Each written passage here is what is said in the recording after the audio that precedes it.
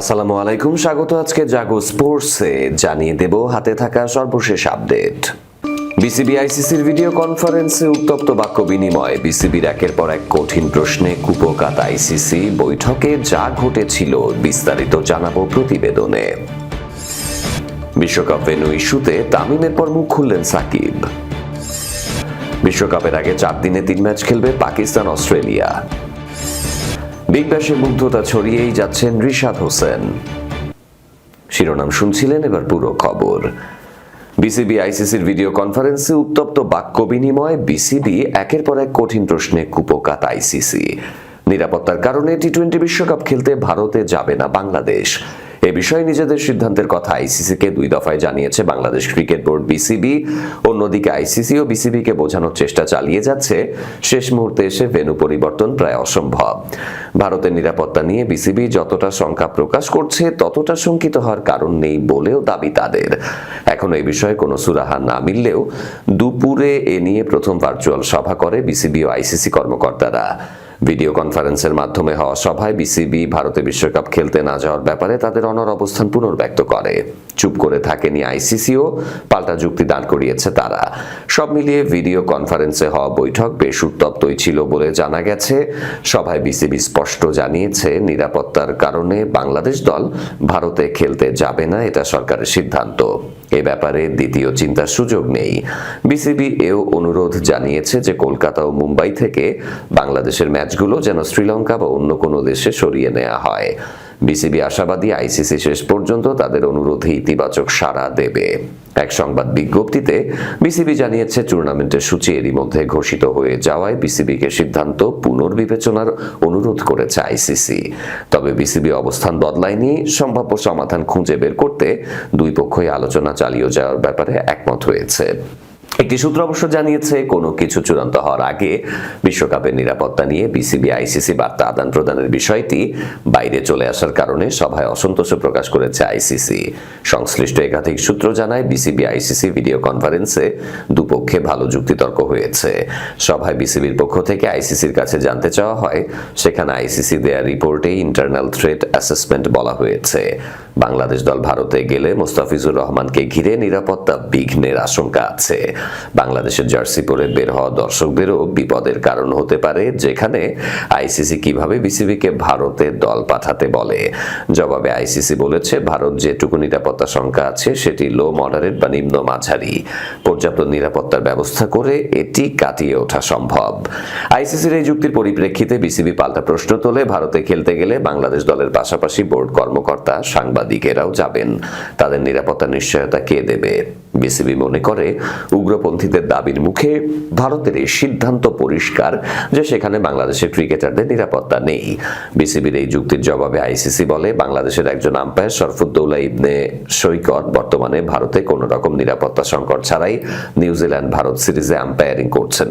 এর পরিপ্রেক্ষিতে বিসিবি সাফ বলে দেয়, একজনের নিরাপত্তা দেয়ার পুরো একটি দল এবং তার সাথে যাওয়া কর্মকর্তা, সাংবাদিক, দর্শকদের নিরাপত্তা দেয়া কিন্তু এক বিষয় নয়।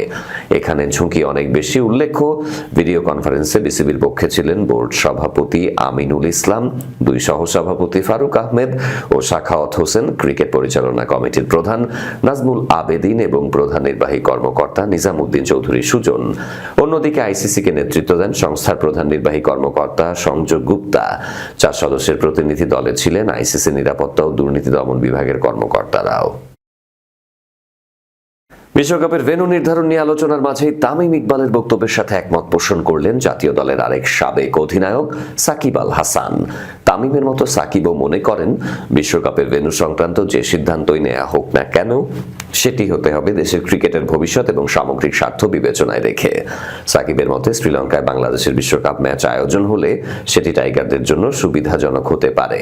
তবে তিনি জোর দিয়ে বলেন, কূটনৈতিক অবস্থান ও ক্রিকেটীয় স্বার্থ দুটি মাথায় রেখে এমন সিদ্ধান্ত নেওয়া জরুরি যাতে দেশের ক্রিকেটে কোনো ধরনের অকল্যাণের মুখে না পড়ে। দেশের খেলাধুলা বিষয়ক জনপ্রিয় একটি গণমাধ্যমকে দেয় একান্ত সাক্ষাৎকারে সাকিব বলেন, বাংলাদেশ আসলে কোন অবস্থানে আছে সেটা বাইরে থেকে বলা কঠিন।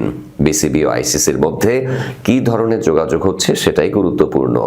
অনেক সময় মিডিয়ায় নানা কথা শোনা যায়, কিন্তু কাগজে কলমে তার সত্যতা থাকে কম। তাই কোনো সিদ্ধান্ত চূড়ান্ত না হওয়া পর্যন্ত আসলে কি হচ্ছে বলা মুশকিল।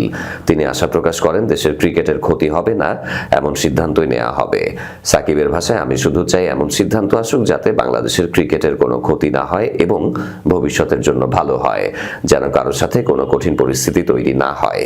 ক্রিকেটীয় কূটনীতির মাধ্যমেই এটা সম্ভব বলে আমার বিশ্বাস। বিশ্বকাপ স্কোয়াডে থাকা ক্রিকেটারদের মতামত নেয়ার উপরও গুরুত্বারোপ করে সাকিব আল হাসান বলেছেন, বিশ্বকাপের মতো বড় ইভেন্টে খেলোয়াড়রাই সবচেয়ে বেশি ভোগান্তির মধ্যে পড়ে। তাই সিদ্ধান্ত নেওয়ার সময় খেলোয়াড়দের সাথে আলোচনা করলে ভালো হয়।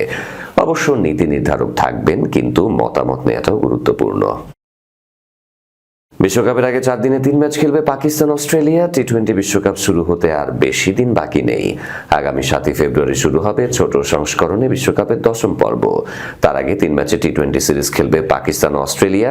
টি-20 বিশ্বকাপের আগে প্রস্তুতির অংশ হিসেবে হতে যাওয়া এই সিরিজে অস্ট্রেলিয়াকে আতিথেয়তা দেবে পাকিস্তান। বিশ্বকাপ হাতের নাগালে থাকায় অল্প সময় সিরিজ শেষ করবে দুদল। মাত্র 4 দিনেই ম্যাচ 3টি খেলবে দুই সাবেক বিশ্ব চ্যাম্পিয়ন। সূচি অনুযায়ী আগামী 28 জানুয়ারি পাকিস্তানে পা রাখবে অস্ট্রেলিয়া। পরদিনই শুরু হবে টি-20 সিরিজ। দ্বিতীয় ম্যাচ মাঠে গড়াবে 31 জানুয়ারি। 1 ফেব্রুয়ারি সিরিজের তৃতীয় এবং শেষ ম্যাচে মাঠে নামবে তারা। সিরিজের সবগুলো ম্যাচের ভেন্যু লাহোরের গাদ্দাফি স্টেডিয়াম। ম্যাচ শুরু হবে বাংলাদেশ সময় সন্ধ্যা 7টায়। 2022 সালের মার্চ এপ্রিলের পর এটা হবে অস্ট্রেলিয়া দলের তৃতীয় পাকিস্তান সফর। টি-20তে বিশ্বকাপে এই গ্রুপে পড়েছে পাকিস্তান। গ্রুপে সালমান আলী আঘার দলের সাথে ভারত, যুক্তরাষ্ট্র, নেদারল্যান্ডস ও নামিবিয়া আছে।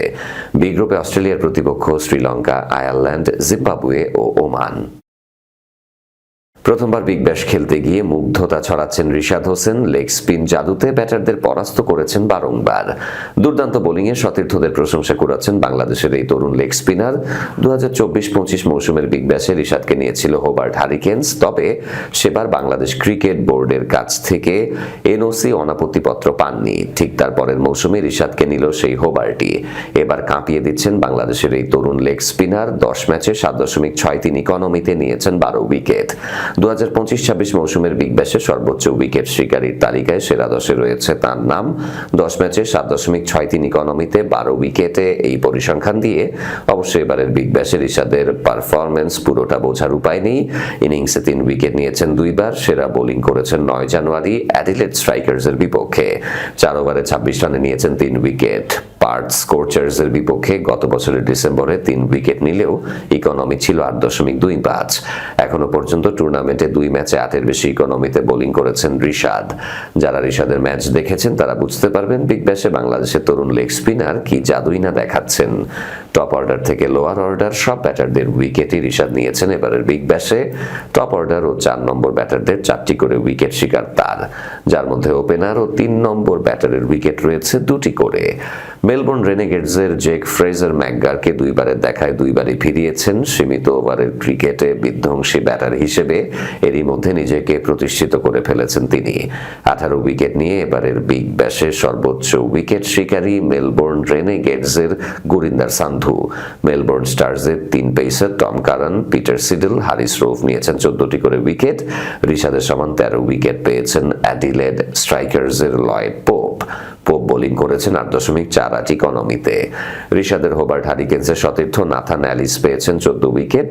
মেলবোর্ন স্টার্সের মার্কাস টয়নিস ও সিডনি সিক্সার্সের জেক এডওয়ার্ডসও নিয়েছেন 14টি করে উইকেট। এরই সাথে শেষ করবো আজকের জাগো স্পোর্টস। তার আগে শিরোনামগুলো আরো একবার। বিসিবি আইসিসির ভিডিও কনফারেন্সে উত্তপ্ত বাক্য বিনিময়। বিসিবির একের পর এক কঠিন প্রশ্নে কুপোকাত আইসিসি। বৈঠকে যা ঘটেছিল বিস্তারিত জানাবো প্রতিবেদনে। বিশ্বকাপ ভেন্যু ইস্যুতে তামিমের পর মুখ খুললেন সাকিব। বিশ্বকাপের আগে 4 দিনে 3 ম্যাচ খেলবে পাকিস্তান অস্ট্রেলিয়া। বিগ ব্যাশে মুগ্ধতা ছড়িয়েই যাচ্ছেন রিশাদ হোসেন। এই ছিল আজকে জাগো স্পোর্টসে। ধন্যবাদ সাথে থাকার জন্য। আল্লাহ হাফেজ।